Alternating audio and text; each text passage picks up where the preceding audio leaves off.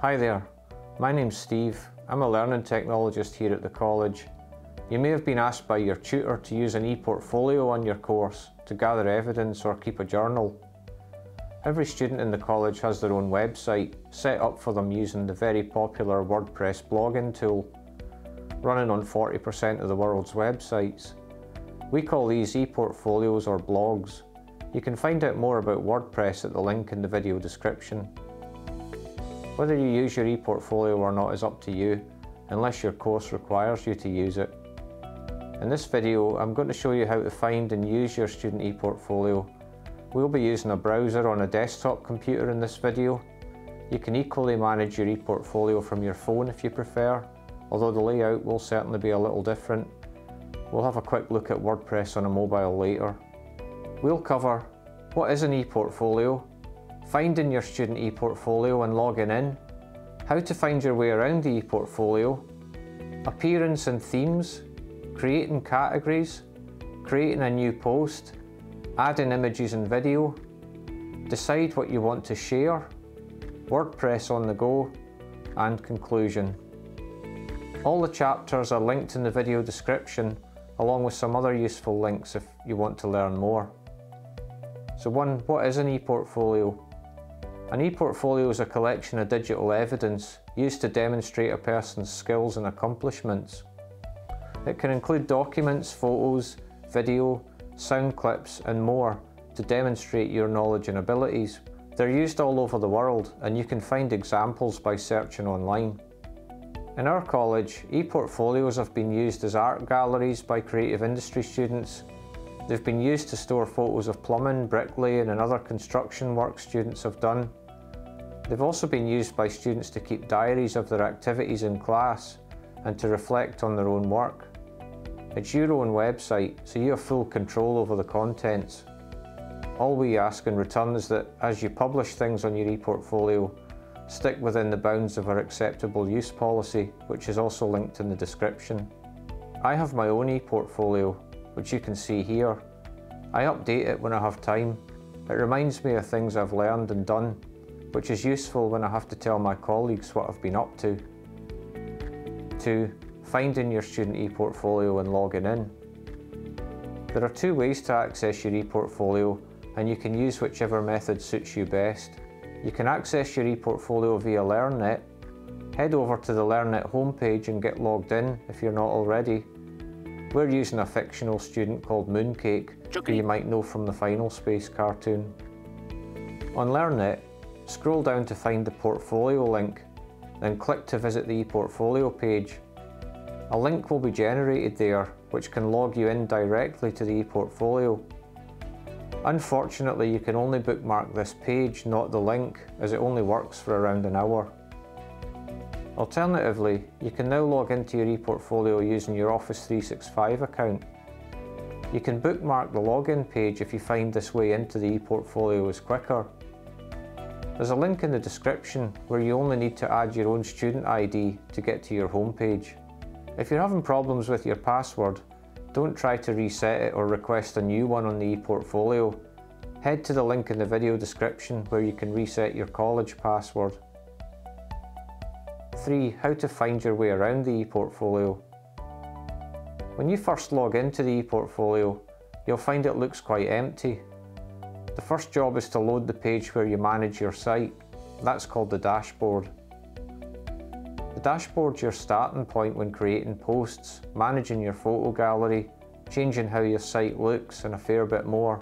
To find your way to the dashboard, click the dashboard link at the top of the page here. This is what the dashboard looks like. There's a lot of information here, most of which we don't need to worry about. There are some status panels which show what's happened recently on the site, as well as a quick draft facility and some news about WordPress, which we won't need to look at. You can hide the parts you don't want to see using the screen options menu here. There are two main menus, the top menu and side menu. On the top menu, there's a link to find out about WordPress. Then there's a list of your sites. You can ignore this as you only have one.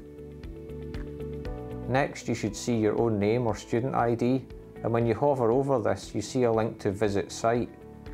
This link will transport you to your home page where you can see the latest posts.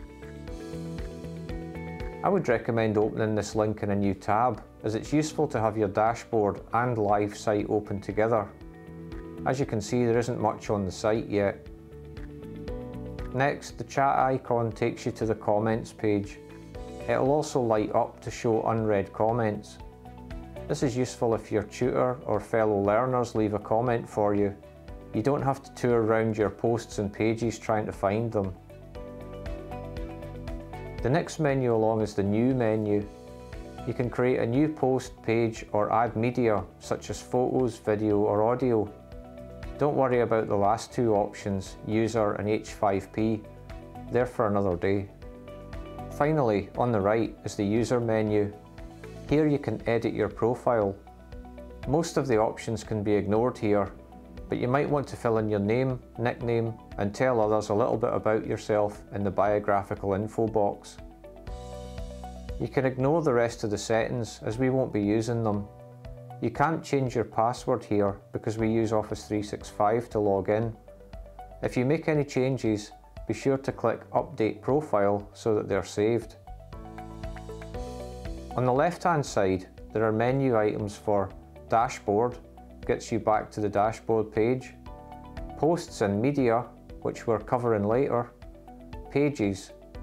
Pages are slightly different from posts. They're used for things like About Me or My CV, things which won't change much. Another way to find your comments is here, followed by Appearance, where you can change your theme, colour scheme, background images, and more. You can ignore the Users and Tools menus. Let's personalise your ePortfolio a little now using the Appearance page. 4. Appearance and Themes.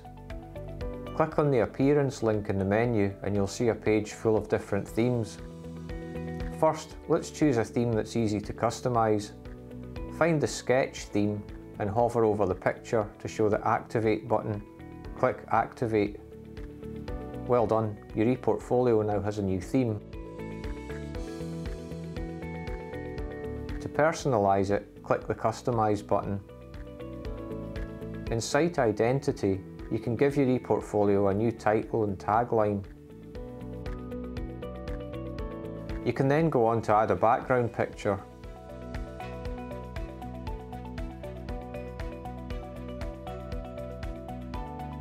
Five, creating categories. Categories allow you to organise your ePortfolio posts under different headings. In your course, this could be the names of units you're doing or a project you've been asked to do. Let's assume that Mooncake has been asked to keep a journal. It would make sense to create a category called Journal so that all of their journal posts can be found in it. To add a category, hover over the Posts link and then select Categories. You'll notice that we only have one category at the moment, Uncategorized. Let's add a Journal category. The slug feature allows you to use a short, friendly word for a longer category name, but we're just making the Journal category, so we'll put that word in both boxes. There is no parent category. You may include a short description of the category if you wish. Now click Add New Category and it will appear in the list. You can make other categories to suit yourself or your course. Let's make our first journal post. 6. Creating a new post. There are two ways to create a new post. The New menu at the top of the screen, or from the Posts page. The simplest method is from the New menu. Hover over New, then click Post. This is the editor page. If this is your first visit here, take a moment to look through the help pop-up, especially since there's a link to a detailed guide on using the block editor. Give your new post a title.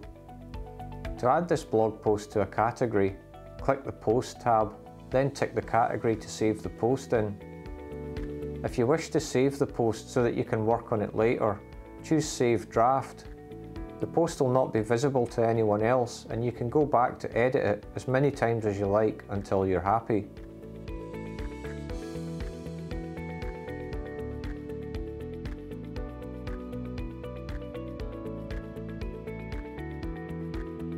When you're finished your post, you can publish it for everyone to see.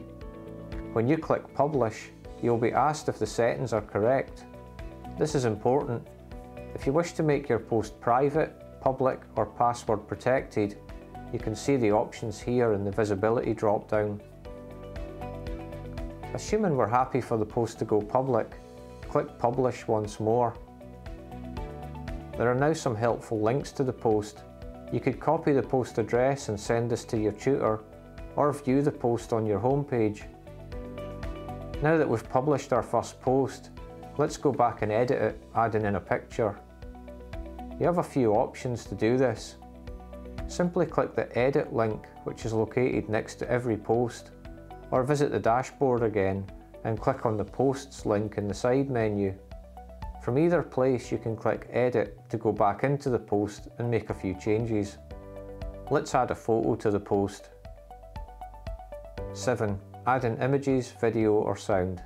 You can make your posts more interesting by using images, sound and video, which WordPress collectively calls media. If you're used to adding these to your social media sites, you should find this quite easy. The important thing to remember here is that you should have your media ready before you start. If you're using a laptop or PC, you should collect clips and photos in a folder to keep them all together. This will help you to find them when you upload.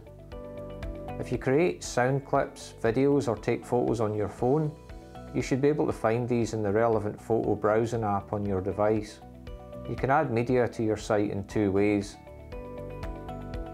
First, you can upload all of your media in advance into the media library.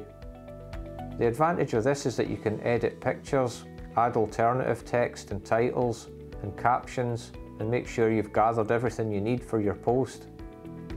This method also makes it easier to pick multiple pictures to put into posts and pages. As you can see, Mooncake has added a photo and a sound clip to the media library. To add these into a post, it's only necessary to click the Add Image link, then choose from the media library.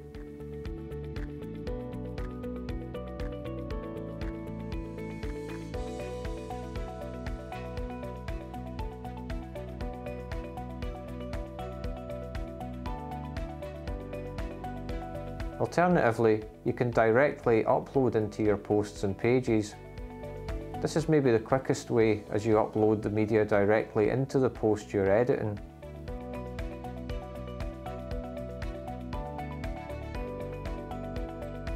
If you want to add a photo gallery to your post, you should upload all of the pictures you intend to use, then add a gallery.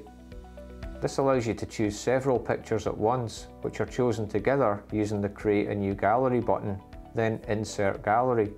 Let's upload 3 images of moons in the solar system, then edit them and add them as a gallery. This moon looks like it has too much border around it, so it can be edited. Click the Edit Image button and you can rotate and crop your picture how you like it.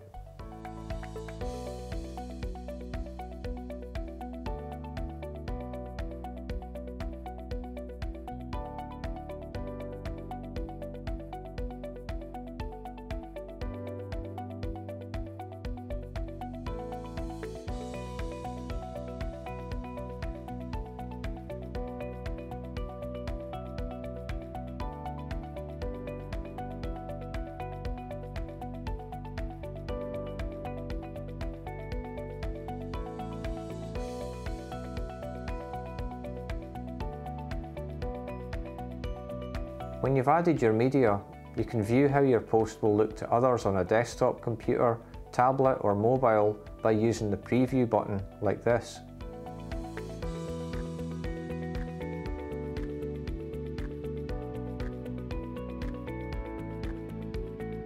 Next we'll look at how you can decide what to share and with who. In our ePortfolio system, we've put you in charge of your own site. That means you can make the site your own. We also add your lecturer onto your site as an editor.